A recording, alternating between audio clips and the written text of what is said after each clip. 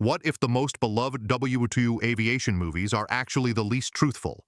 Veterans don't cheer for heroics. They flinch at fake cockpit chatter and impossible maneuvers. The films that matter capture terror, not glory. So which ones got the nod from men who flew real missions? Below is the real list. Not critics, not historians, the pilots themselves. And the number one choice might shock you. Number 15, For the Moment, 1993. This Canadian film follows a young pilot in Manitoba waiting to ship overseas.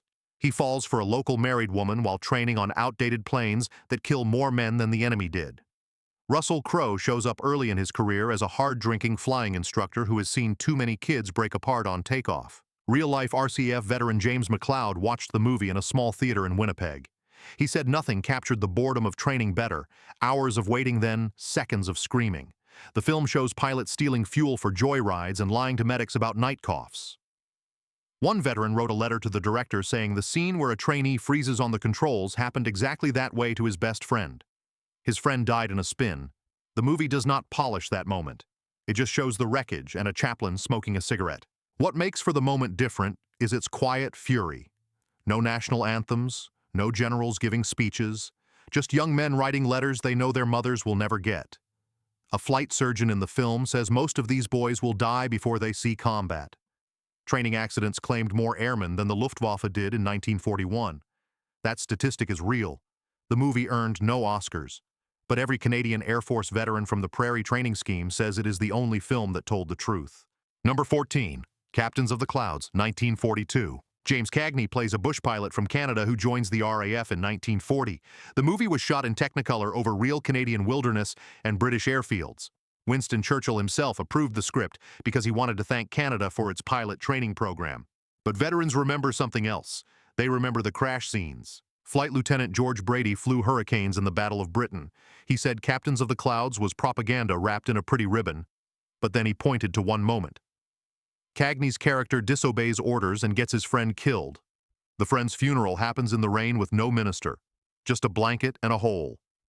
Brady said that was the only honest minute in the whole picture. The rest was Hollywood waving flags. What real pilots appreciated was the flying. The filmmakers used actual RCAF pilots as stunt flyers. One of them crashed a float plane into a lake on purpose for the climax. He survived. The movie does not show the blood, but veterans said you could sense the violence. Alan McLeod, a navigator from Winnipeg, watched the scene where a land plane tries to land on ice and breaks apart. He said the sound of tearing metal was exactly right. He had heard that sound from inside his own bomber 2 weeks before the war ended. The movie softened the aftermath, but not the sound. Number 13, A Yank in the RAF, 1941. Tyrone Power plays a brash American pilot who joins the RAF before Pearl Harbor. He chases a showgirl while learning to fly Spitfires. Critics called it lightweight. But British veterans saw something dark underneath. The movie was released during the Blitz. Real Londoners were dying every night, and the film does not hide that. Sergeant Pilot Donald Smith flew escort missions over the Channel. He said the movie got two things right. First, the fear. Power's character shakes before his first sortie. He drops his lighter twice. Second, the silence. After a pilot dies, the squadron just sits in the mess. No big speeches. One scene shows a pilot's empty chair at breakfast. Smith said that chair stayed empty for 3 weeks before they moved it. The film kept that chair for only 10 seconds, but those 10 seconds made him cry. The combat footage was real. The RAF gave the studio gun camera film from actual dogfights. When a Messerschmitt explodes on screen, that explosion happened to a real German pilot 6 months earlier. Veterans argued about whether that was respectful or not, but none argued about the flying. The film's technical advisor was Wing Commander John Boothman, who won the Schneider Trophy. He made sure the cockpit scenes were unbearable accurate. Too hot, too loud, too tight. One veteran said after watching he could smell hydraulic fluid again. Number 12, Angels 1-5, 1952. This British film takes its name from the radio code for enemy aircraft above 15,000 feet. It follows a fictional RAF squadron during the Battle of Britain. No big stars, no romantic subplot, just pilots waiting for the telephone to ring. Group Captain Peter Townsend, who actually commanded a Hurricane squadron in 1940, served as technical advisor. He insisted the movie show how exhausting one day could be. Pilots scramble 3 times before breakfast. They eat cold beans from a tin. They fall asleep standing up. Squadron leader Douglas Bader watched the film and said the dialogue was wrong. Pilots did not talk that much. They grunted, but he praised the takeoff sequence. The film shows a mechanic pulling a stuck wheel chock while the engine roars. That mechanic was a real veteran from 1940. He refused to wear makeup. What made Angels 1-5 legendary among veterans was the sound design.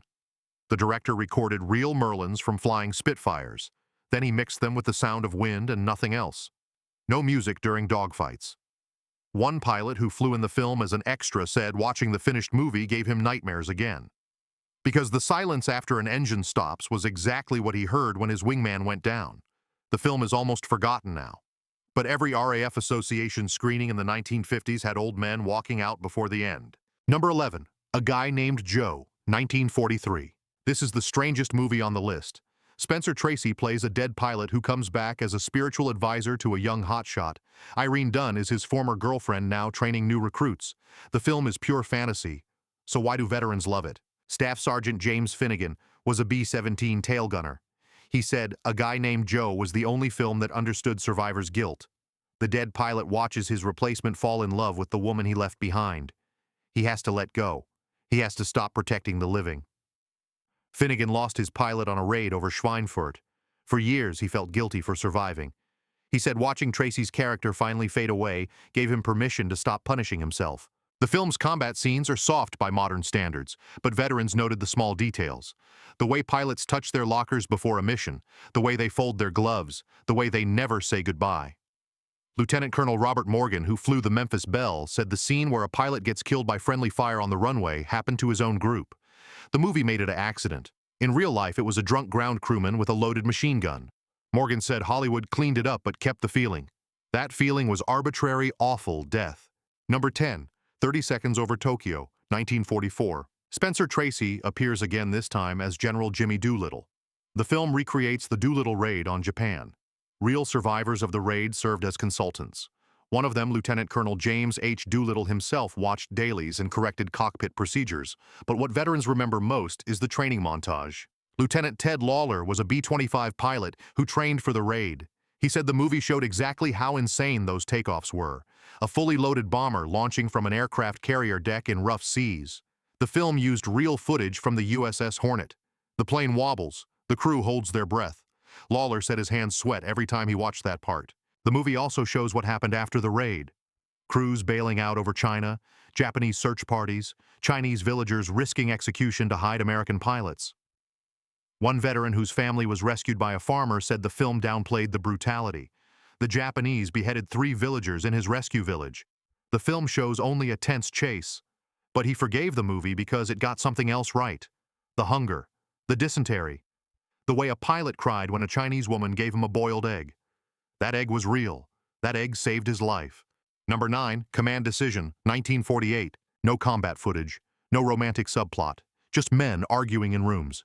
Clark Gable plays a general trying to justify daylight bombing raids that kill thousands of his own men. Veterans called it the most terrifying movie ever made about air war. Major Charles Hammack flew 30 missions over Germany. He said Command Decision gave him panic attacks because the film does not show the planes. It shows the men who send them. Gable's character has to look at a map and decide which factories get bombed. Then he has to look at a different map showing where the flak is worst. Then he has to sign a paper that sends 20 bombers into that flak. Hammack said he met a general like that once. The general asked him how many friends he had lost. Hammack said 14. The general wrote something down and walked away. That was it. The movie was written by William Wister Haynes, a former B-17 pilot. He based it on his own arguments with commanders who had never flown a mission. Veterans praised the scene where a congressman visits the base and asks why they do not fly higher to avoid flak. The real general explains that higher means colder means oxygen failure means more losses. The congressman does not understand. One veteran said the conversation happened to him twice, once in 1943 and again in 1944. Nobody listened either time. Number 8, Flying Tigers, 1942. John Wayne plays the leader of the American volunteer group fighting the Japanese in China before Pearl Harbor. The movie is pure myth-making, but the real Flying Tigers watched it anyway, and they laughed. Robert Neal was a real AVG ace with 13 victories. He said the dogfights were nonsense. Japanese Zeros did not blow up from a single burst of .50 caliber, but he praised one small moment. Wayne's character visits a wounded pilot in a filthy field hospital. The pilot has no morphine. He bites a leather strap while a doctor pulls shrapnel from his leg. Neil said that strap was real. He had bitten one himself after getting hit in the shoulder. The movie did not show the screams because of the Hays Code, but it showed the strap. What veterans truly appreciated was the film's portrayal of exhaustion. The AVG pilots flew mission after mission with no relief. They stole parts from wrecked planes. They drank warm beer and cursed their pay. One veteran said the scene where a mechanic cries over a torn fabric wing cover was the most accurate thing in any war movie. That mechanic had spent 3 nights repairing that wing. A rookie pilot tore it on takeoff. The mechanic did not cry in the movie. He just stood there holding the fabric. But Wayne put a hand on his shoulder. That hand said everything. Number 7, Tuskegee Airmen, 1995. This HBO film tells the story of the 332nd Fighter Group, the first black pilots in the U.S. Army Air Corps. Real veterans of the Tuskegee experiment served as advisors. Lieutenant Colonel Lee Archer, who shot down 5 German planes, said Hollywood still softened the racism. The movie shows white officers doubting black pilots. In real life, Archer was denied entry to the Officers Club even after earning the Distinguished Flying Cross. What veterans praised was the training sequence. The film shows pilots studying aerodynamics in a leaky schoolhouse. Their instructor tells them they must be twice as good to get half the chance. Lieutenant George Hardy, who flew P-51s in 1944, said that line was word for word what his commander told him. He said the scene where a pilot gets arrested for sitting in the wrong train car happened to his wingman. The wingman spent 3 nights in a military jail. The movie made it 1 night. Hardy said the jail cot was accurate, though. The combat scenes are brutal. A pilot's canopy shatters over Austria. He cannot see. His leader talks him down through the radio. That scene was based on a real event from the 100th Fighter Squadron. The real pilot survived. He watched the movie with his daughter and did not speak for an hour afterward. Then he said the sound of wind through broken glass was perfect. He had dreamed that sound every night for 50 years. Number 6, 633 Squadron, 1964. This movie follows a fictional RAF Mosquito squadron sent to destroy a German rocket fuel plant in a Norwegian fjord. The attack requires flying through a narrow valley at rooftop height. Real pilots called it impossible, and that was the point. Squadron leader John DeLacy flew Mosquitoes on similar low-level raids. He said 633 Squadron got the tension right, but the tactics wrong. No commander would send planes through a valley with anti-aircraft guns on both ridges. However, he loved the takeoff scene. The Mosquitoes lift off into a gray English dawn. Their engines cough and catch. The pilots check their watches. DeLacy said every raid started exactly like that. Cold, quiet, the smell of burned oil. Then the silence before the radio crackles. The film's most famous sequence is the bombing run. Cliff Mason, a bomb aimer on 34 missions, said the shaking cockpit was accurate. The way the ground rushes up, the way the pilot shouts, "Pull up." He said his hands went cold watching it. He had to stop the film and walk outside. The movie's technical advisor was Group Captain John Simpson, a real Pathfinder veteran. He insisted the actors learn to start a Mosquito engine. Not fake it, actually start it. One actor flooded the engine and caused a small fire. Simpson laughed and said that happened to him in 1943. The fire crew had to cut him out of the harness. Number 5, The Dam Busters, 1955. This British film recreates the 1943 bouncing bomb raid on German dams. The screenplay used official RAF records and interviews with survivors. Richard Todd, who played Wing Commander Guy Gibson, had actually served as a paratrooper on D-Day. Real veterans watched the movie in silence. Flight Lieutenant Les Munro was one of the original 19 crews who flew the raid. He said the film got almost everything right, except the weather. The real raid had thick fog and low cloud. The movie shows clear skies, but Munro praised the briefing scene. Gibson draws the dams on a blackboard. He explains the bouncing bomb with a cricket ball and a bat. The crews laughed nervously. Munro said that briefing happened exactly that way. He remembered the bat. It was Gibson's own bat from his school days. The film's sound design is devastating. The Lancaster bombers fly low over reservoirs. Their engines echo off the water. The bomb release sequence uses no music, just the thump of the bomb leaving the bay, then silence, then the dam cracking, then water. Veteran bomb aimer. George Johnson said watching the dam break made him stand up in the theater. He had to be told he was shouting. He did not remember shouting. He only remembered the water coming toward him. The movie brought that water back 50 years later.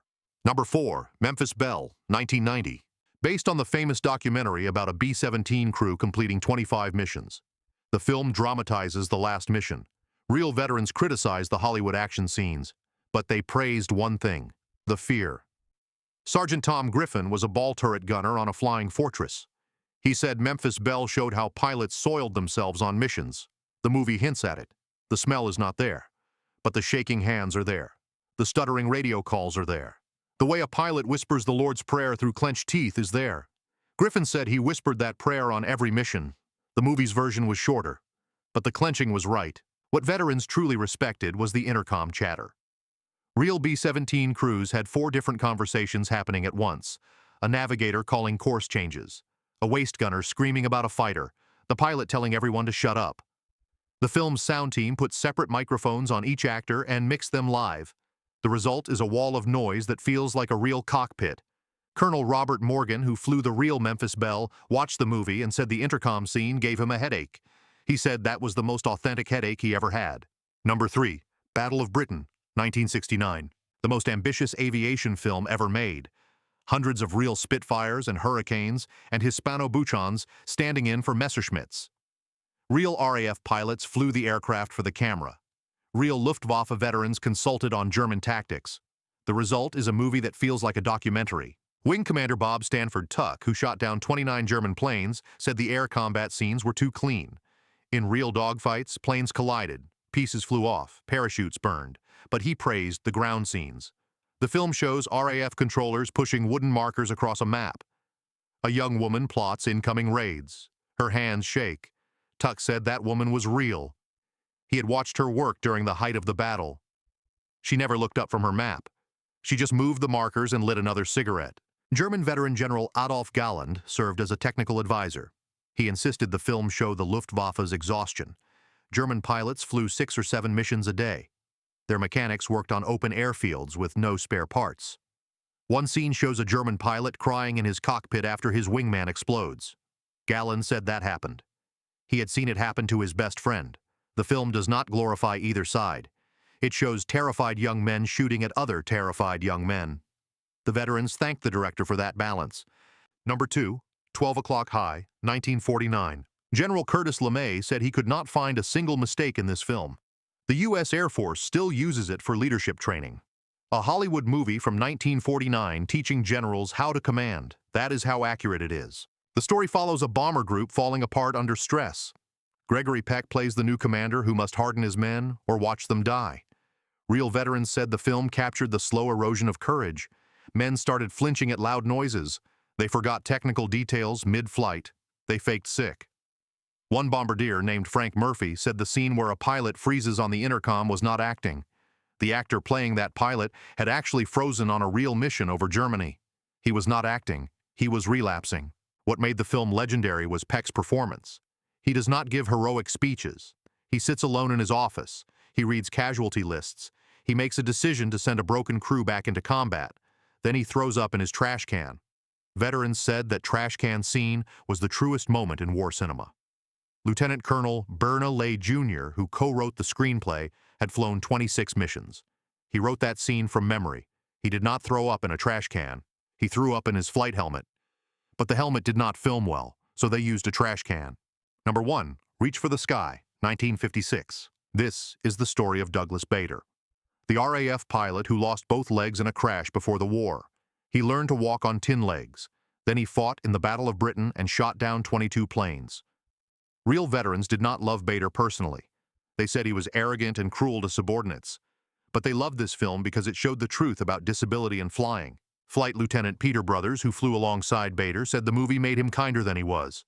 The real Bader would mock injured pilots for being weak. But the film captured something else. The moment Bader bails out over France and loses his prosthetic leg, German guards offer him a wheelchair. He refuses. He hops on one leg until they find a spare leg. Brothers said that really happened. And that stubborn, impossible refusal to accept help was exactly who Bader was. The flying scenes are remarkable because the actor playing Bader, Kenneth Moore, had never flown before. He trained for 6 weeks with the RAF. By the end, he could solo a Tiger Moth. Real veterans said Moore's landing technique was terrible, but his takeoff was beautiful. The scene where Bader climbs into a Spitfire cockpit using only his arms took 17 takes. On the final take, Moore fell into the seat and laughed. Bader himself watched that scene and said that laugh was wrong. He never laughed. He grinned. But the director kept the laugh because it looked more human. Veterans forgave that change, because for once a movie showed a pilot not as a hero, but as a man who fell down and got up again. These are the films real veterans carried home. Not the ones with perfect dogfights, the ones with perfect silences. Watch them with the sound low. Listen for what is not there. That emptiness is the real war. The movies only borrow it. The veterans never returned it.